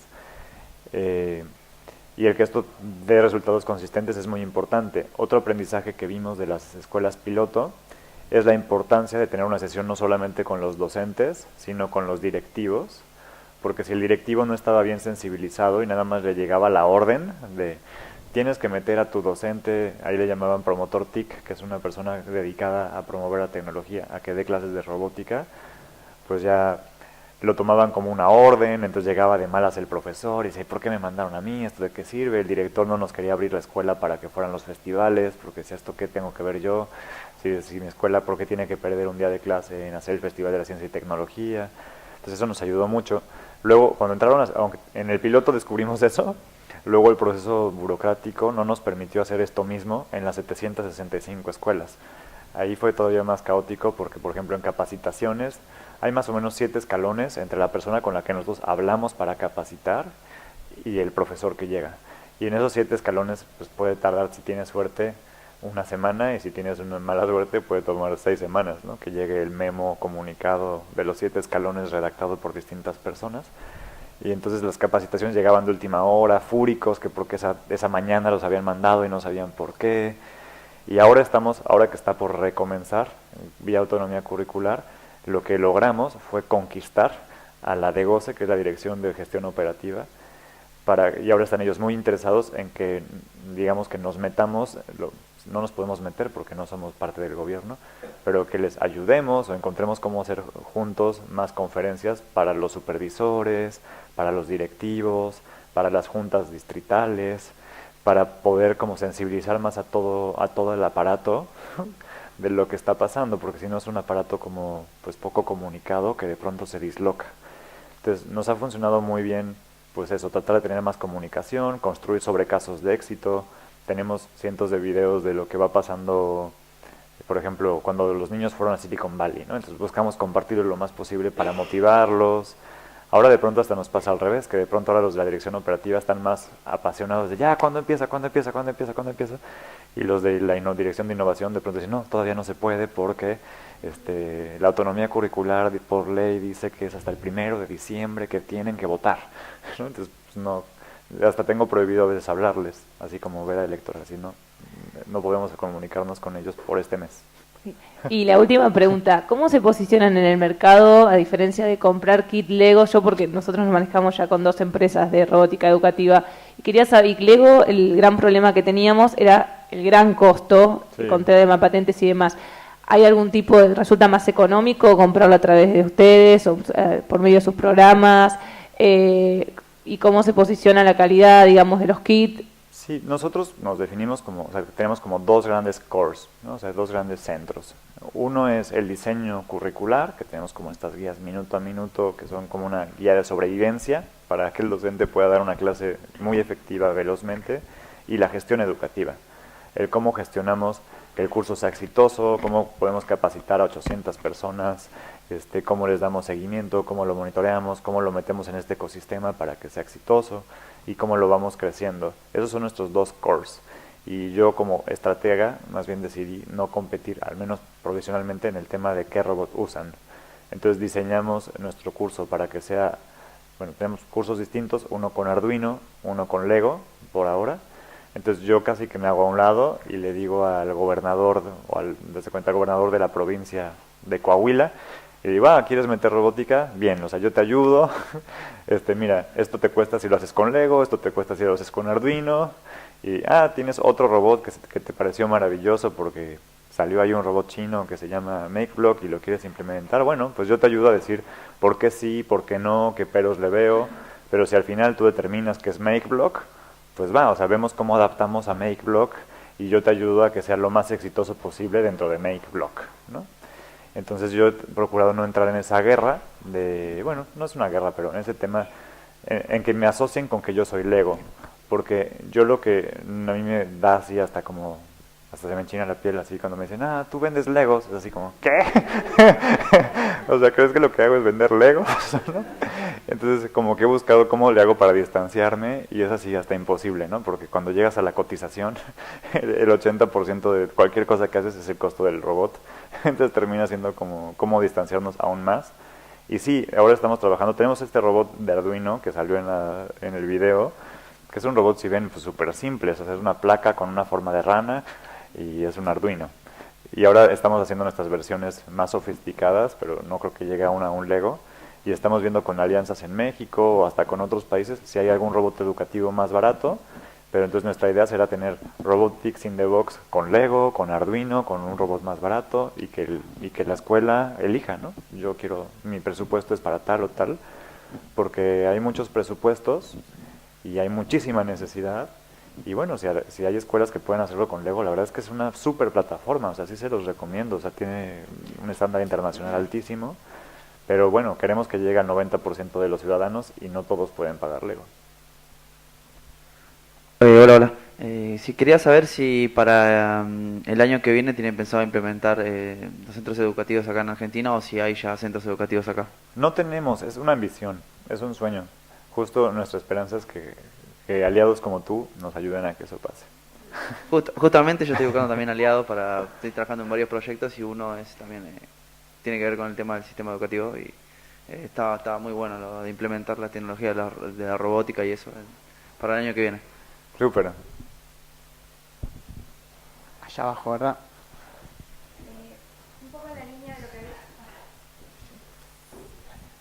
Un poco en la línea de lo que había preguntado esa profesora de robótica de San Miguel. Quería saber si tienen algunos académicos reconocidos que puedas recomendar que fundamenten justamente para los directivos de escuela, etcétera, cómo favorece a los niños todo lo que es el pensamiento computacional, o sea, cómo tener argumentos más sólidos cuando uno quiere convencer a un directivo de escuela. No sé si lo tienes ahora en la mente o te podemos escribir después y que nos lo des. Pues mira, yo de entrada lo último que encontré en pensamiento computacional bien bajado es lo que ahora nuestra Fundación Telefónica Uruguay, que ahí seguro nos pueden ellos ayudar a hacer llegar. Ellos acaban de publicar una publicación, que es que no es exactamente un libro, pero es como un manual de uso, con varios académicos acreditados, y a mí me gustó mucho, ya independientemente de que sean acreditados, que creo que hacen una muy buena bajada de pensamiento computacional y justifican muy bien todas las competencias, ¿no? O sea, porque no solamente es hablar de que aprendes tecnología, sino todo lo que además generas, ¿no? En ese ecosistema que va desde comunicación, qué sé yo. Entonces ellos lo tienen, la verdad, que muy bajado.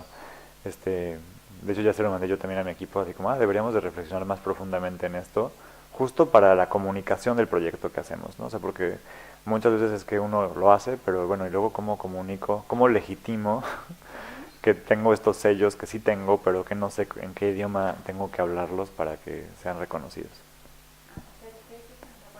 Sí, ese creo que es digital y creo que va a estar hasta descargable. Sí, es una publicación del equipo de la Fundación Telefónica Uruguay, donde ya está, bueno, se presentó hace unos días y bueno, nosotros ya tenemos la posibilidad de poder compartirlo para que lo puedan o descargar o me lo piden por correo electrónico y yo se los puedo enviar. Sí, y justo se llama así, como pensamiento computacional.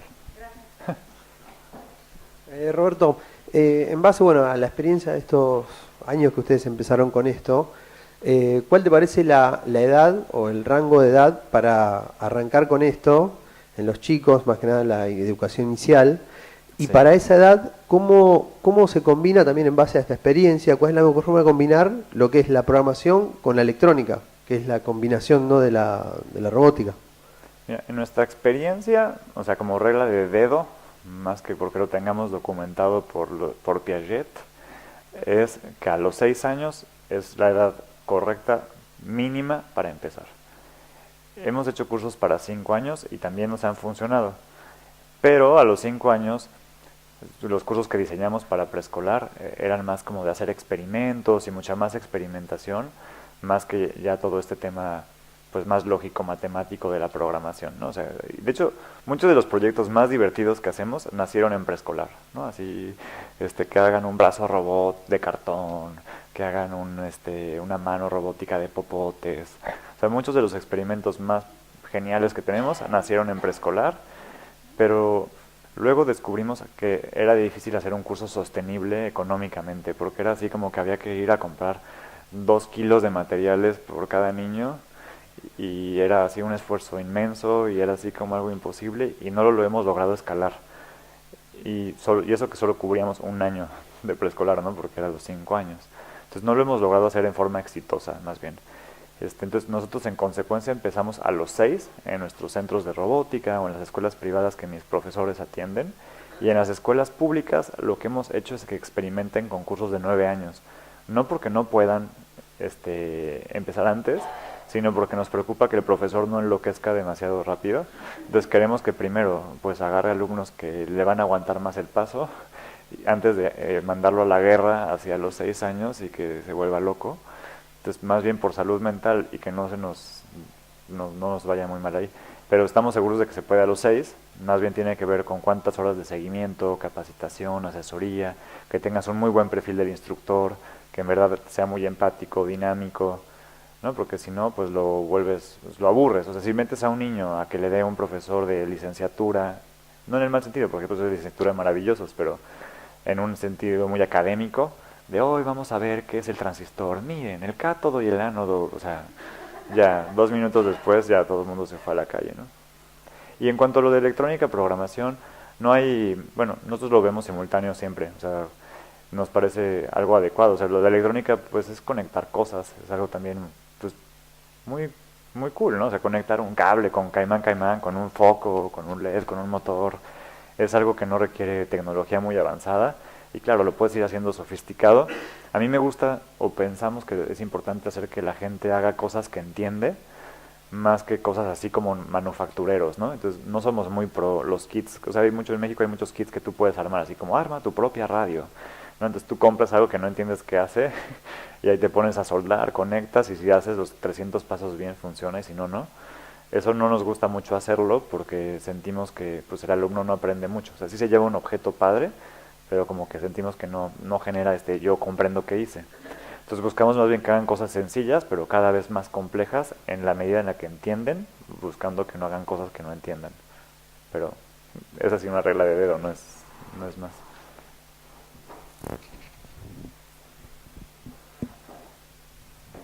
Eso.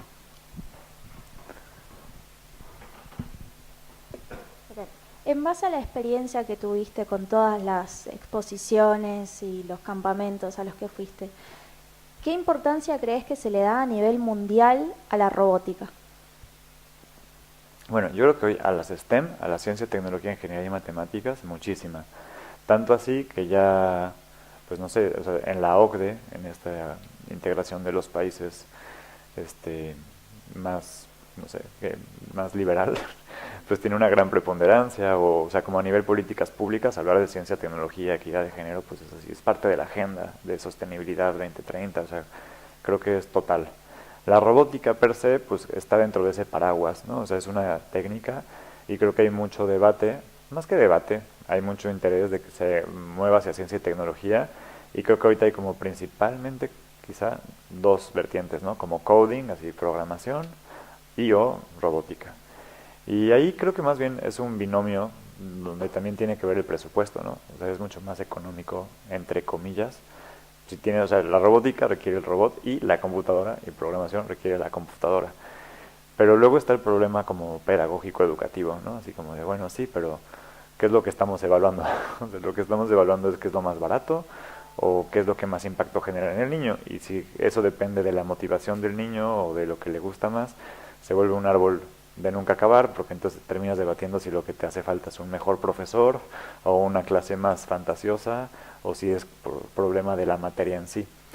Yo lo que he descubierto, igual, de regla de dedo, es que la robótica es mucho más divertida. O sea, programar un hola mundo en C++ o en Java, digo, todo ahí es, en general, si tomas un curso de programación, siempre de la práctica uno es hola mundo, ¿no? Y es así, hacer que lo que sea que hayas programado, escriba en la pantalla un hola mundo, y dependiendo del software que hagas, pues igual es así, bajar librerías, instalar software y no sé qué, y a mí se me hace la cosa más aburrida que hay, o sea, digo, no me genera mucha emoción. En cambio, si en un hola mundo en robótica es construir un robot, ¿no? O hacer que el robot se mueva del escenario de acá a acá, creo que genera mucho más. Aparte, algo que a mí me gusta de la robótica es que ves la programación en movimiento, ¿no? O sea, como que ves tu algoritmo mal programado, significa el robot que se cae o que golpea otra cosa. O sea, como que tiene un tema como de objetivización, de entender qué está pasando, mucho más interesante, y creo que es más concreto, ¿no? O sea, en el sentido también de que los robots sirven para algo con más claridad. O sea, que todo sirve para algo, pero los robots sirven, pues no sé, para pelar fruta, para vencer a los villanos. O sea, como que tienen un uso inmediato, que en cambio un programa así de, ahora haz un programa que baje de una base de datos y los ordene por alfabeto, como que pues sí es un reto, pero no es tan cool, ¿no? Que es más cool si un robot, no sé, ordena por colores. Entonces, a mí me gusta más, pero sí, o sea, creo que a nivel mundial hay mucha preocupación por acercar a la gente al pensamiento computacional en formas divertidas para que la escuela los pueda hacer. Porque además hay una crisis a nivel educativo internacional importante en cómo pasamos del sistema tradicional de memorización al sistema al sistema de saber y de ser sabios porque sabemos mucho, al sistema de hacer y de ser, ¿no? Cómo generamos gente que haga cosas y que sepa ser.